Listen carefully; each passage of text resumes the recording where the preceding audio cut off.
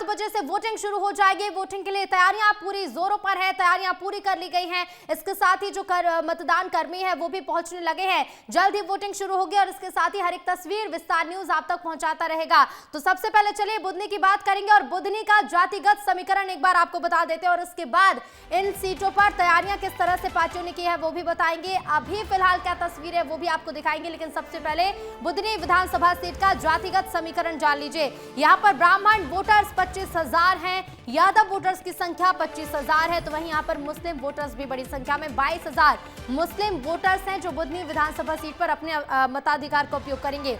किरार समाज के लोग 15,000 हैं, राजपूत समाज के 20,000 लोग हैं, तो वहीं पवार समाज के 20,000 लोग, जाट समाज के 10,000 लोग, तो वहीं 65,000 के करीब आदिवासी वोटर्स भी हैं। वहीं अनुसूचित जाति के 40,000 और अन्य 50,000 है। तो देखिए ये तो जातिगत समीकरण है बुधनी विधानसभा सीट का, लेकिन इसी जातिगत समीकरण को साधने की कोशिश तमाम दलों ने बीजेपी कांग्रेस के साथ साथ सभी प्रत्याशियों ने की है। सीधे रुक करेंगे बुधनी से संवाददाता विवेक पांडे हमारे साथ जुड़ गए हैं। विवेक, बस कुछ ही मिनट बचे हैं और वोटिंग शुरू होने वाली है। देखिए ऋतु, सबसे महत्वपूर्ण बात है कि बुधनी में जमकर बीजेपी ने प्रचार किया। कांग्रेस से लगातार जीतू पटवारी यहां पे कैंप करते रहे और लगातार जनता के बीच जाते रहे हैं।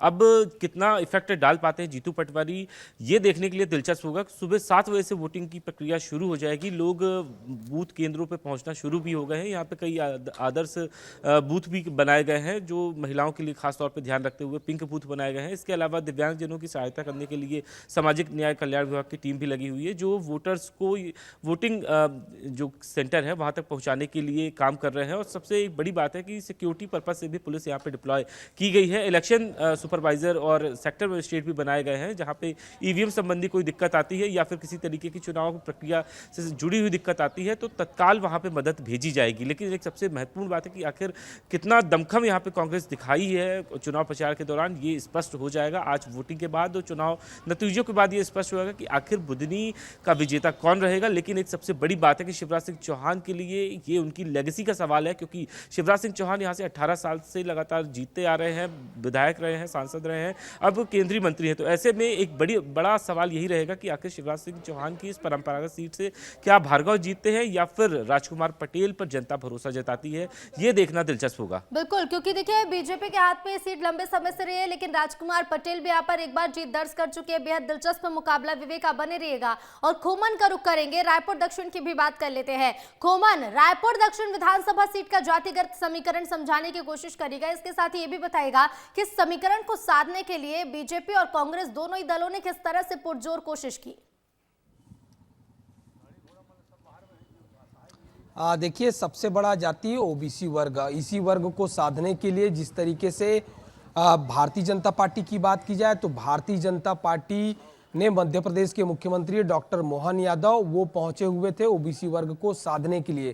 कांग्रेस पार्टी की बात की जाए तो कांग्रेस पार्टी के जो नेता है, चाहे पूर्व मुख्यमंत्री भूपेश बघेल की बात की जाए, पूर्व मुख्यमंत्री भूपेश बघेल ने 4 आम सभाओं को संबोधित किया है ऋतु। इसके अलावा भी जो धनेंद्र साहू है, जो साहू समाज से आते हैं, वो लगातार प्रचार प्रसार करते हुए नजर आते थे। तस्वीर भी आपको दिखाऊंगा, उसके बाद समझाते जाऊंगा किस तरीके से जो ओबीसी वर्ग है, क्योंकि 53% जो है ओबीसी वोटर है रायपुर दक्षिण में। इसके अलावा अगर बात की जाए तो लगभग सबसे ज़्यादा महिला वोटर है। महिला ही इस विधानसभा में विधायक तय करते हैं। और ये देखिए तमाम जो सुरक्षा बल के जो महिला हैं वो सेल्फी पॉइंट पर जो है खुशी जाहिर करते हुए बहुत सुंदर तरीके से इस बूथ को सजाया गया है। दिव्यांग बूथ अलग से बनाया गया है। इसके अलावा अगर बात की जाए ऋतु तो इसमें सबसे बड़ा चीज़ है कि जो एसटी और एससी वर्ग जो वोटर है वो बहुत कम है, लेकिन सबसे ज़्यादा वोटिंग की बात की जाए तो अल्पसंख्यक भी एक बड़ा फैक्टर है, क्योंकि इस वर्ग में बहुत सारे ऐसे लोग हैं। महिला के अलावा अगर बात की जाए तो युवा इस बार तय करने वाले हैं, क्योंकि कांग्रेस पार्टी ने जिस तरीके से आकाश शर्मा पर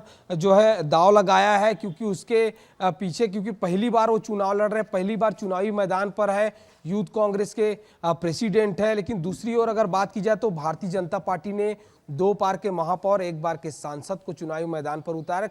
तो मुकाबला है काफी दिलचस्प हो गया है। कुछ देर बाद जो है जो मतदाता है वो मतदान केंद्र तक पहुंचेंगे और मॉक पोल जो होना था वो खत्म हो गया है ऋतु। जी बिल्कुल बिल्कुल, मॉक पोल खत्म हो चुका है खोमन, और कुछ ही मिनटों बाद मतदाता भी पहुंचने लगेंगे।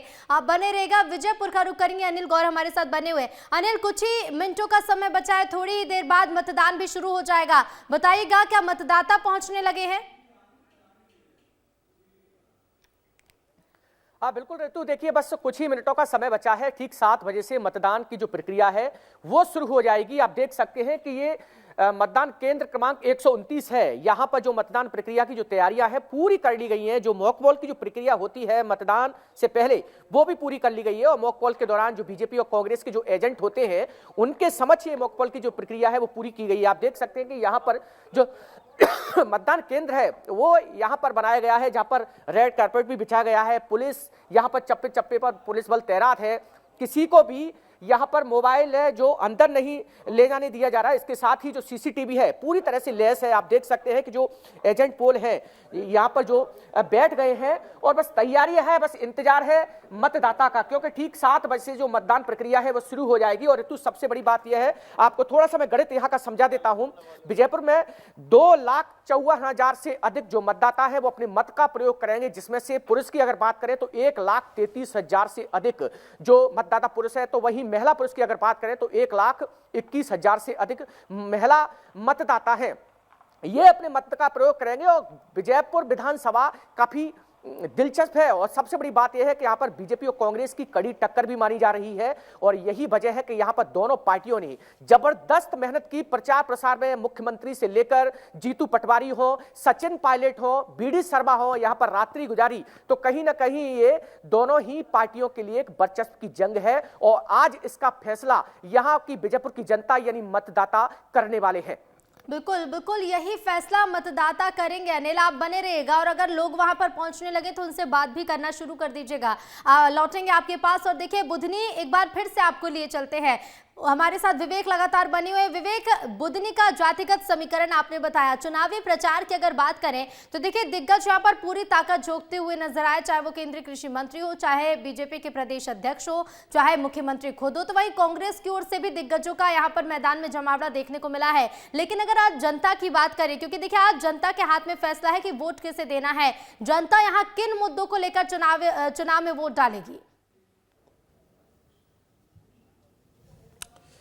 देखिए, कांग्रेस का एजेंडा यहाँ पे साफ था कि बेरोजगारी, पलायन, ये तमाम सारे मुद्दे थे। कुपोषण था, केंद्रीय और राज्य की योजनाओं का लोगों को लाभ नहीं मिल रहा था। इन तमाम मुद्दों को लेकर कांग्रेस जनता के बीच गई है। लेकिन बीजेपी का एक ही एजेंडा रहा है, वो है विकास। और यहाँ पे शिवराज सिंह चौहान ने जब यहाँ पे सभा कराई थी मुख्यमंत्री मोहन यादव की, तब यहाँ पे स्पष्ट कहा था कि मुख्यमंत्री मोहन यादव यहाँ पे लगातार विकास कार्य को लेकर बुधनी की जनता का साथ देते रहेंगे। और शिवराज सिंह चौहान ने स्पष्ट मंच से कहा था कि वो भले ही मुख्यमंत्री नहीं है, लेकिन बुधनी की जनता के लिए मुख्यमंत्री मोहन यादव लगातार सौगात भी दे रहे हैं। और मुख्यमंत्री मोहन यादव ने जब यहाँ पे चुनाव प्रचार चल रहा था उस वक्त कुछ ऐलान भी किए थे, और जब चुनाव की आचार संहिता भी लागू नहीं हुई थी उस वक्त भी मुख्यमंत्री मोहन यादव के 2 से 3 दौरे बुधनी में हुए थे। तो इससे स्पष्ट था कि मुख्यमंत्री मोहन यादव यहाँ पे चुनाव प्रचार के साथ साथ जनता के बीच उनकी दिक्कतों को लेकर सौगात दे रहे थे। कांग्रेस लगातार यही बात कह रही थी कि किसानों को यहाँ पे लाभ नहीं मिल रहा है, किसान डीएपी, यूरिया जैसी जो खाद की समस्या है उससे जूझ रहे हैं,